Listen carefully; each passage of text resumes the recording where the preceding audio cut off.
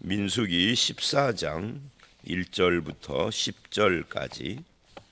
이제 이 14장은 38절까지 이게 하나님의 심판 선언이라고 그렇게 제목을 정할 수가 있습니다. 먼저 1절로 4절은 하나님의 약속보다 사람들의 불신앙의 말을 더 믿는 이스라엘 사람들의 모습이고요. 5절서부터 9절은 믿음의 사람들, 그리고 10절은 회중들의 반응, 이렇게 나눌 수가 있습니다. 먼저 1절로 4절을 보면 하나님의 약속보다 사람들의 말, 그것도 불신앙의 말을 더 믿은 백성들의 이 극악한 반응이 나와요.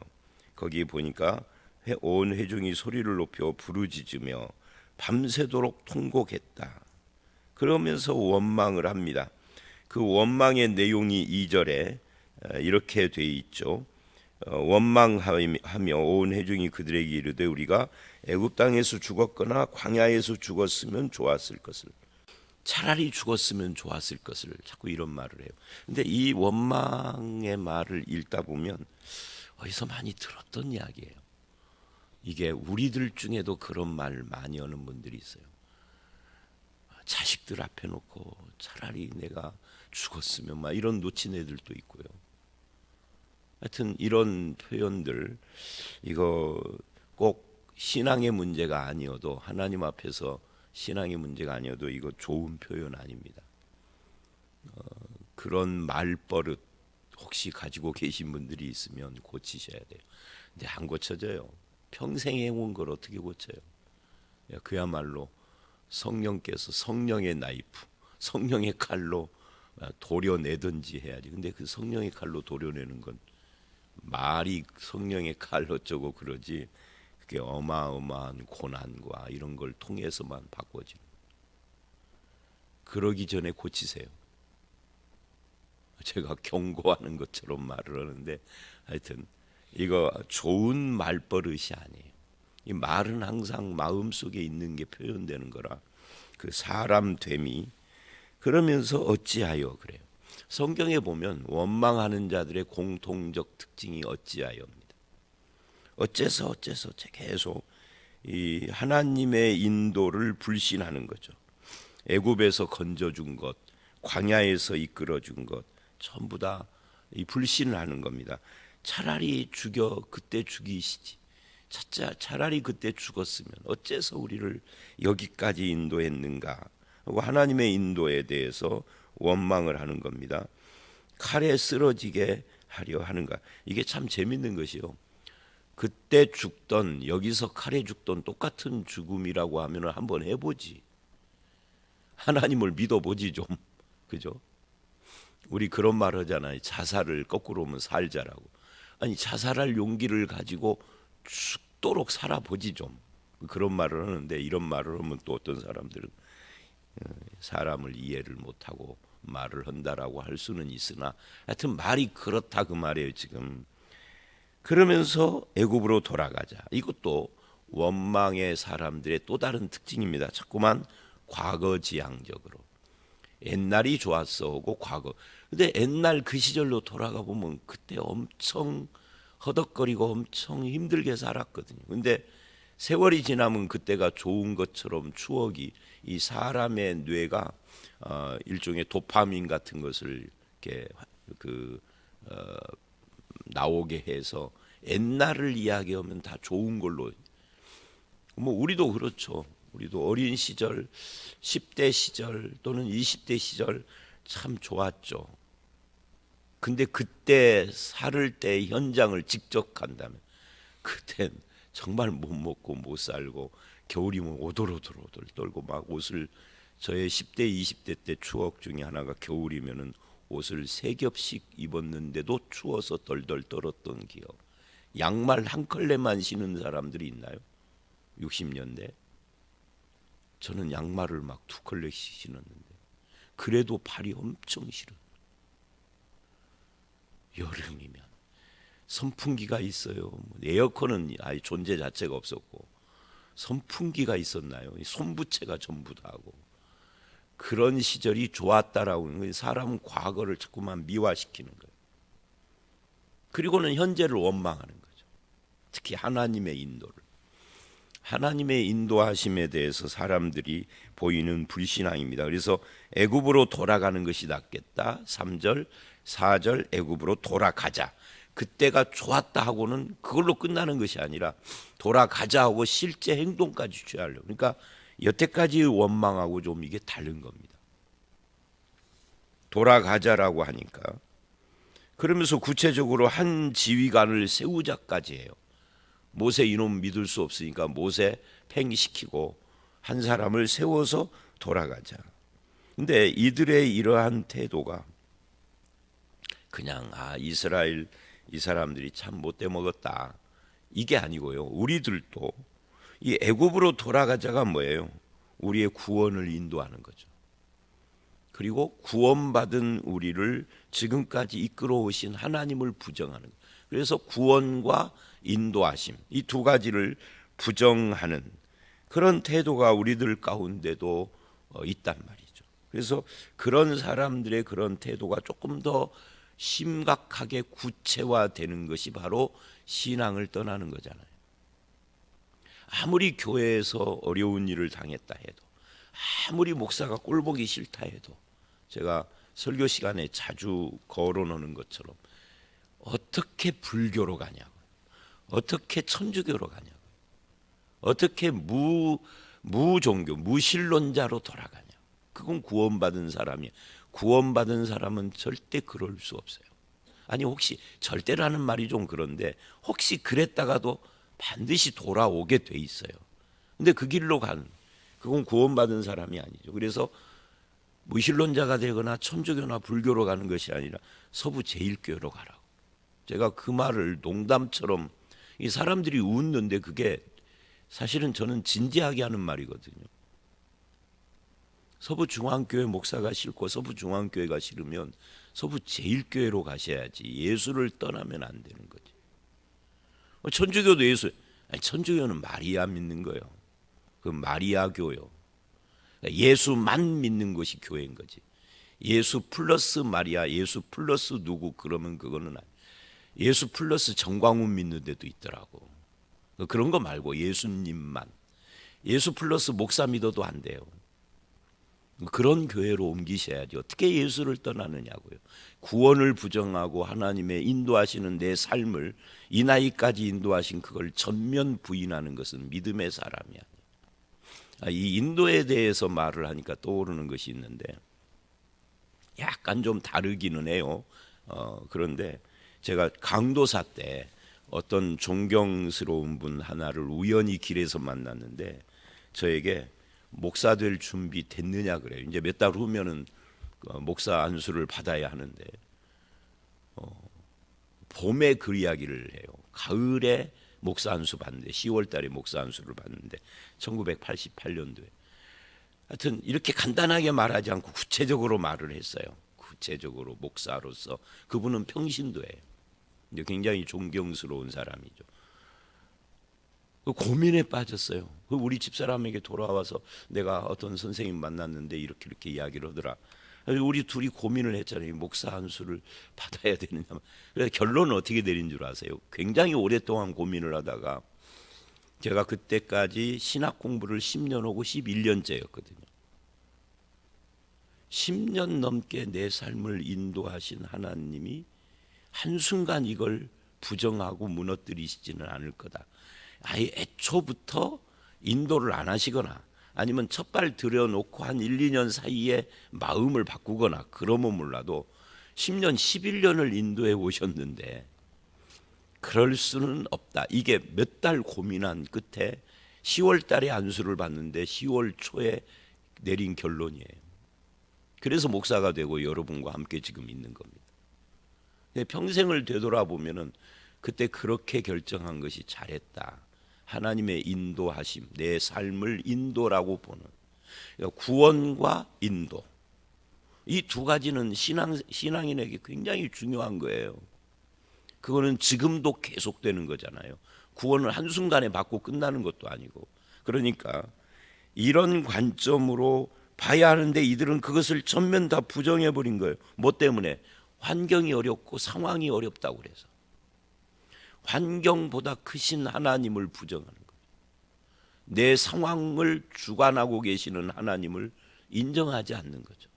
아무리 어려워도 하나님이 인도하시고 계신다, 주관하고 계신다, 하나님이 더 크시다, 이렇게 믿어야 하는데, 그것을 부정하면 우리를 구원하신 그 하나님의 구원 속에 있는 놀라운 축복, 그 보화를 결국은 포기하는 것이 되는 겁니다.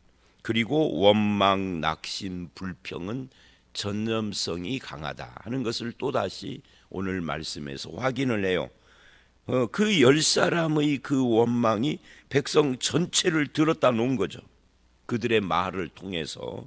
그래서 사람의 말이 내 말을 듣는 사람의 믿음을 세우고 삶을 격려하는데도 쓰이지만 반대쪽에서도 사람을 낙심케 하고 쓰러지게 하고 그러는데도 이 말이 쓰이는 거거든요. 그래서 우리 말을 어떻게 할 것인가, 이거는 늘 고민을 해야 합니다. 제가 30대 때 저 스스로를 볼 때 말이 좀 날카로워. 요즘 여러분이 제 말을 들을 때 어떻게 느끼시는지 모르지만 그 30대 때 말이 날카롭다는 것을 스스로 자꾸 느껴요. 설교 때도 그렇고 평상시 때도. 그래서 그때 제목 그 묵상하고 이렇게 기도 제목 쓸 때 그 내용들을 보면은 좀 말을 부드럽게 할 수 있도록 뭐 이런 기도 제목이 참 많아요. 근데 말이 부드러우려면은 마음이 부드러워야 되는데 제가 그러지가 않은가 봐요. 뭐 여러 가지 이유가 있겠죠.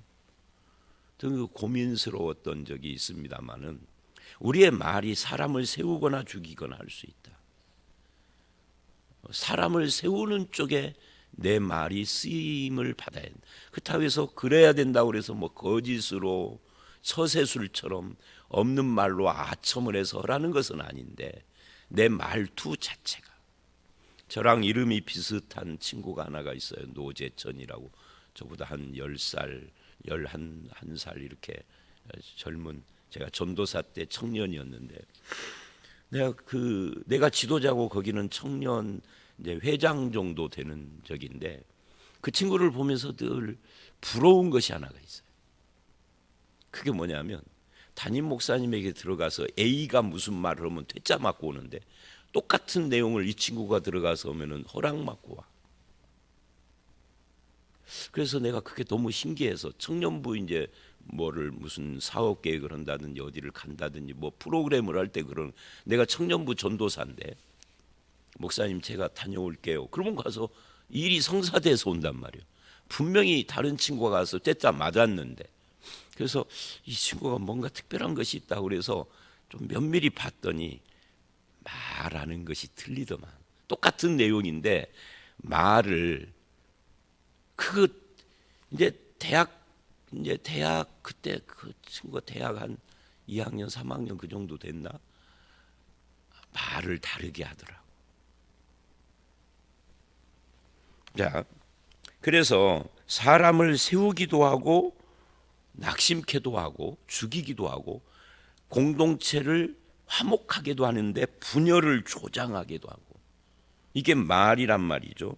그래서 우리의 말을 한편 또 반대로 뒤집어서 보면은 내가 어떤 사람의 말을 듣느냐가 또 중요합니다. 어떤 사람들이 유유상종이라는 우리나라 말처럼 꼭 그런 사람들 말만 듣고 그런 사람들 옆에만 있는 참 못난 사람들이 또 있어요. 이 오늘 말씀에서 우리는 여러 가지 짧은 1절로 4절에서 여러 가지 교훈과 도전을 받습니다. 사실 놀라운 것은 이들은 죽음이 두려워해서 죽기를 원한다는 모순도 봐요. 아니, 죽음이 두려우면은 죽기 살기로 살아봐야 하는데 죽음이 두려워서 죽기를 원해요. 그게 이제 불평이 되고 불신이 되고, 그래서 자기 확신까지 돼버린 거죠. 죽음까지도 불사하면서 이런 말을 하는 거예요. 이게 불신앙의 두려움은 하나님에 대한 경외, 즉 하나님에 대한 두려움을 제거하는 겁니다. 반대로 하나님에 대한 경외, 두려움은 인간의 세상을 향한, 사람들을 향한 두려움을 제거해 줍니다. 그러니까 뭘 두려워해야 할 것이냐를 우리가 정해야 돼요. 세상을 두려우면은 하나님에 대한 두려움이 없어지고, 하나님을 두려우면 세상에 대한 두려움이 없어져요. 어느 것이 좋은 건가요? 후자죠. 하여튼 이렇게 이들이 악평을 합니다. 그래서 이제 5절서부터 9절 이야기가 나오는데, 그렇게 해서 모세가 그들의 말을 듣고, 이 모세가 참 재미있는 분이죠. 저 같으면 그들하고 싸웠을 것 같아요. 근데 모세는 그러지 않고 하나님께 엎드렸습니다. 근데 모세가 하나님께 엎드리는 모습을 그 백성들 앞에서 그랬어요. 회중들 앞에서 엎드렸습니다. 엎드리는 모습을 보고 여호수아와 갈렙이 슬퍼졌죠. 자기 옷을 찢고, 이게 참 참남한 짓이다라고 하는 표현입니다. 옷을 찢는다는 것은 슬픔, 안타까움, 또는 어떤 때는 회개. 바울 같은 경우에도 옷을 찢은 적이 한 번 있는데, 그거는 사람들이 바울을 신이라고 부를 때 참남하다 하는 거죠. 그런 여러 가지 경우, 다시요, 슬픔, 안타까움, 회개, 참남함, 이런 것들을 표현할 때 옷을 찢는 거예요. 여기서는 슬픔 또는 안타까움, 이런 거죠. 무엇에 대해서요? 자기 형제들, 이스라엘 백성들의 죄와 불신앙에 대해서 안타까운 마음을 가지고, 슬픈 마음을 가지고 옷을 찢습니다. 그리고 7절, 8절 이래요. 이스라엘 자손의 온 회중에게 말하여 이르되, 우리가 두루 다니며 정탐한 땅은 심히 아름다운 땅이라. 이 심히 아름다운 땅이라 라고 하는 이것이 어제 말씀에 과연 젖과 꿀이 흐르는 땅이더라 하는 것과 비슷한 이야기죠. 즉 하나님이 약속하신 것이 참 좋더라, 그런 이야기입니다. 저들의 불신앙과 낙심을 치료해 보려고 하는 말입니다. 그러면서 9절 중요한 말을 하죠. 다만 여호와를 거역하지 말라. 8절 여호와께서 우리를 기뻐하시면, 그러니까 이 아름다운 땅, 하나님의 약속한 땅이 정말 아름다운데, 중요한 것은, 문제는 뭐냐면 하나님께서 우리를 기뻐하시느냐 하시지 않느냐가, 이게 중요하다라고 지금 말하는 거예요. 그들 땅에 사는 사람들이 두려울 정도로 덩치가 크고 안악자손이냐 아니냐, 이건 중요하지 않다. 하나님이 우리를 기뻐하냐 안 하냐. 근데 우리들의 지금 태도는 하나님이 기뻐하는 태도가 아닌 거죠. 그래서 하나님이 기뻐하시면 그래요. 우리를 그 땅으로 인도한다. 결국 우리가 그 땅에 들어가는 것이 아니라 하나님이 인도한다는 거죠. 이게 믿는 자들의 태도고 관점이에요. 그러니까 관점이 다른 거예요. 문제는 상황이 아니고 환경이 아니고 사람들이 아니다. 하나님이시다. 하나님이 기뻐하는 것이 문제다. 그럼 내가 하나님이 기뻐하는 사람이어야 하는 거죠. 근데 너희들이 이렇게 악담을 하고 울고 부르짖고 구원과 인도를 뒤집으려고 하고, 이런 것은 하나님이 기뻐하는 것이 아닌 거죠. 내가 메뚜기 같냐 아니냐도 중요한 것이 아니다. 하나님이 기뻐하는 거다. 만약에 하나님이 기뻐한다면 세상을 두려워할 필요가 없다. 앞에서 말한 것처럼 하나님을 두려워한다, 경외한다면 세상을 두려워하지 않게 된다. 근데 반대로 하는 거예요. 지금 200만 이스라엘 사람들과 2명, 제가 일부러 2명과 비교하려고 200만이라고 그랬어요. 실제로는 200만이 넘어요. 200에서 300 정도 되는데 200만 대 2명, 어느 쪽이 진실일까요? 사람들은 200만이라고 그래요. 아니, 통계를 보십시오. 99.9%가 찬성을 해요. 근데 그게 악일 수 있어요. 99.9999%가 찬성을 해도 그것이 잘못일 수 있어요. 그래서 우리는 통계 이것을 너무 지나치게 의존할 필요는 없습니다. 참고하는 거죠.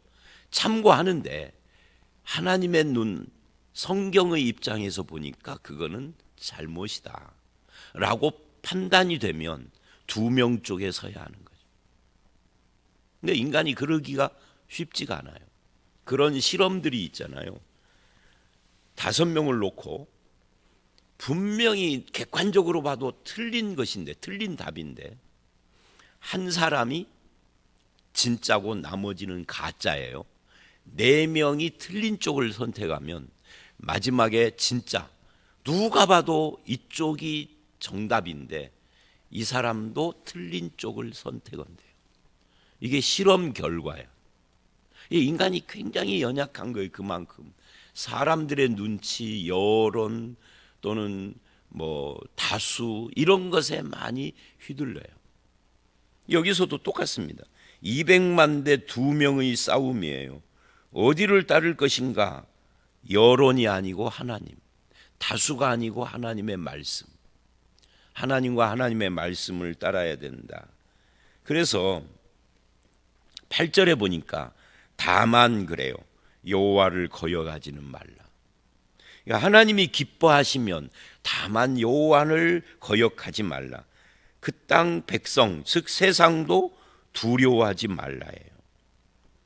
그들은 우리의 뭐라요? 밥이라, 먹이라. 여기서는 먹이라인데 옛성경에는 밥이라예요. 먹이나 밥이나, 왜 밥을 먹이라고 다시 새로 번역을 했는지는 모르겠으나 밥이 훨씬 강렬하게 들리죠. 그러니까 중요한 것은 세상이 아니다. 하나님과 나와의 관계다. 우리와 함께 하시는 하나님을 믿는다면 세상은 밥이다. 이 말은 어떤 장애물도 우리를 가로막을 수는 없다. 그러니까 여기서 이제 중요한 것이 뭐냐면 결국은 우리의 시각입니다. 믿음인 거죠. 뷰. 사람들의 말과 사람들의 여론과 세상 이런 것들을 능히 이기는 믿음, 이거는 하나님 편에 서는 믿음입니다.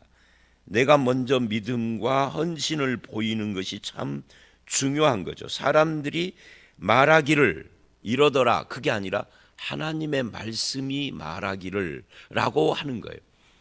여기서도 또 생각나는 게 있어요. 빌리 그레함이라는 분이 우리나라에 와서 우리나라를 막 뒤집어 놨잖아요. 그 빌리 그레함의 전도 집회 이후 한국 교회가 급성장을 한 거예요. 73년도. 제가 고등학교를 그때 졸업하고 성가대 섰다는 이야기를 여러 번 했었죠. 그때는 몰랐어요. 이게 얼마나 대단한지를. 어마어마하게 구름대처럼 모였는데 나중에 보니까 그게 엄청난 거였더라고요. 근데 그 빌리 그레함에 대한 평가는 뭐 다릅니다. 뭐 여러 가지 평가가 있어요. 근데 그런 건 다 제쳐놓고 빌리 그레함의 장점에 대해, 설교의 장점에 대해서 학자들이 이렇게 말을 합니다. 다른 것, 빌리 그레함의 설교는 딱 한 가지, 이게 장점이다 있어요. 그게 뭔 줄 아세요? 저도 뒤에 이제 빌리 그레함이 앞에서 설교를 하면 성가대가 뒤에 있었으니까 듣는데 계속 영어를 몰라도, 우리는 영어를 중고등학교 6년을 배워서도 몰라요 잘. 근데 몰라도 yes, no, 이런 건 알잖아요. 그죠? 근데 들리는 소리가 하나가 있어. 근데 그걸 나중에 학자들도 그거 이야기를 하더라고요. 설교할 때마다 계속 바이블셋 이 성경이 말하기를 말을 계속해요. 그게 빌리 그레함의 파워래요. 그건 들리더라고. 바이블은 아니까 셋라는 말은 말한다는 거니까 성경이 말하기를. 오늘 한국 교회는 어쩌면 이 목사들도 그러고 성도들도 그러고 성경을 이용해 먹지 성경이 말하는 것을 말하지 않는, 성경을 이용할 것이 아니에요.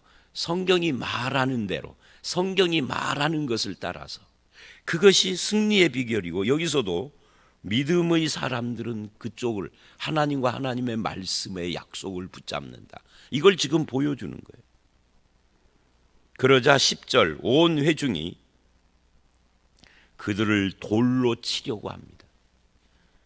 그때 여호와의 영광이 회막에서 이스라엘 모든 자손에게 나타나시니라. 여호와의 영광, 출애굽기 40장 마지막 절에서 봤던 그 현장에서 보면 굉장히 장엄할 것 같아요. 그죠? 구름이 확 뒤덮는 모습. 그래도 불신자들은 그걸 봐도 안 고쳐져. 이게 문제인 거죠. 자, 이제 여호와의 영광이 나타나고 어떤 일이 있게 되느냐 하는 것은 내일 말씀으로 이어지고 오늘 여기까지입니다. 오늘 말씀은 결국은 하나님을 두려워하면은 세상을 두려워할 필요가 없다.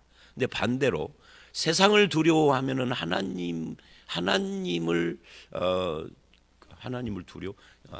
무시하게 된다.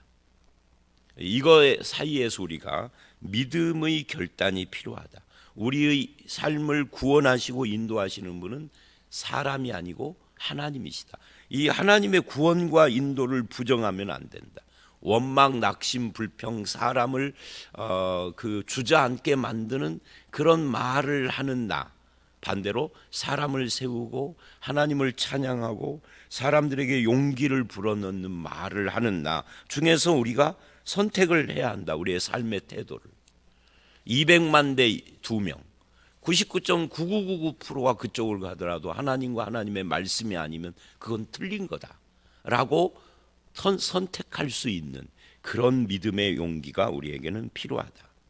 이런 것들이 뭐 다 비슷한 이야기입니다만은 저와 여러분의 삶이 여호수아와 갈렙 편에 선 삶, 하나님을 두려워하는 삶, 하나님과 하나님의 약속을 믿는 삶으로 승리하는 그런 성도들이 다 되시기를 주의 이름으로 축원합니다. 함께 기도하겠습니다. 하나님을 경외하는 자는 세상을 두려워할 필요가 없지만 세상을 두려워하고 하나님을 무시하는 자는 결국 세상의 종이 될 수밖에 없음을 이 본문을 통하여서 다시 한번 확인합니다. 하나님의 구원을 부정하고 하나님의 인도하신 그 모든 길을 원망하며 불평하는 어리석은 삶에서 우리가 돌아서게 하여 주시고 나를 구원하신 하나님, 내 삶을 여기까지 인도하신 하나님, 그분과 우리의 남은 인생 계속 동행하는 그런 믿음으로 살게 하여 주시며 나뿐만 아니라 우리의 자손과 자손의 자손의 계속해서 일어날 우리의 후손들이 주님 오시는 그날까지 믿음 편에 서서 하나님 편에 서서 하나님과 하나님의 말씀을 귀히 여기고 따라가는 삶을 살게 하여 주시옵소서. 여론이나 다수가 아니라 하나님과 하나님의 말씀이다라고 하는 이 원리가 우리 속에 확고하게 세워지도록 주님 인도해 주시기를 간절히 바라올 때 예수님 이름으로 기도드려 싸움나이다. 아멘.